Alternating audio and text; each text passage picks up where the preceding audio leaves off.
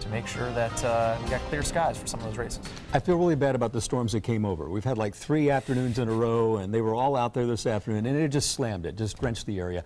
I can promise the next 4 days, I won't promise, maybe guarantee that we'll have 4 days of dry weather for the competition, but it's a 10-day event, so I'll give you 4. Let's take a look at what it looked like looking away from where the rain happened. From the Van Wezel Auditorium looking west, you really couldn't see much in the way of rain that just doused areas from Bradenton southward, mainly down the I-75 corridor, but a beautiful sunset did ensue as the storms gradually dissipated right about dark. Currently at the Sarasota Bradenton Airport, it's 76 degrees. That's the dew point as well, meaning humidity 100%. Our high today was 86. The low at dawn was 70, and it went down to 70 again at 4:45 when all those strong storms passed over the area, cooler than normal on both counts. Now, across the Sunshine State right now, the storms are beginning to dissipate even further and moving out in the Gulf of Mexico. We will not see any more tonight, and all those moving out in the Gulf will gradually dissipate. If you look westward over the Gulf, you may see some lightning strikes from time to time. Behold the new GOES 16 satellite in test mode, but I wanted to show you a full day of images from sunrise to sunset across America.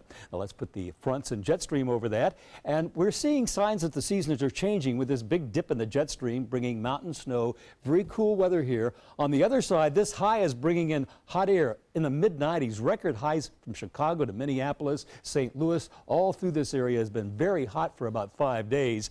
But as we look, that wave in the atmosphere is going to slowly move across the country, spreading that coolness all the way to the Atlantic coast by the end of the week. And we can look at the temperature forecast right on for tonight and tomorrow. Instead of being near 90 up in Minneapolis, St. Paul, only 62 for tomorrow afternoon, 80s in Chicago. And you can kind of see that front that will eventually move on over Chicago as well, cooling them off to more seasonal conditions come Wednesday and Thursday.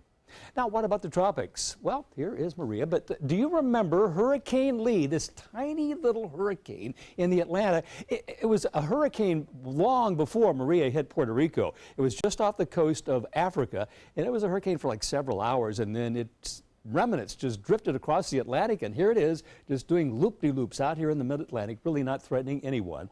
And fortunately, it looks like Maria is not going to be threatening anyone as well, as it's predicted to skirt the North Carolina coast with outer bands, but generally drift out to sea.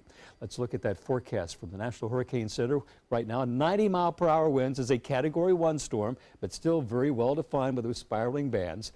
The official forecast calls for it no longer to be affecting the North Carolina Outer Banks. You can see the cone of uncertainty no longer touching Cape Hatteras, and by Wednesday into Thursday, it'll start to drift off in the Atlantic and weaken further. They will get high surf, maybe some strong squall lines coming in on the outer bands in eastern North Carolina, but it could have been far worse after what it did to Puerto Rico and part of the Windward Islands.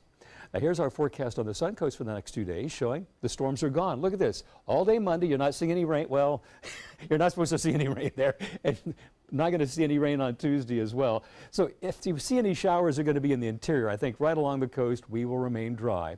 And great weather for boating. You get to the beach and the storms won't chase you away with a beach temperature of 85 degrees. The water the same.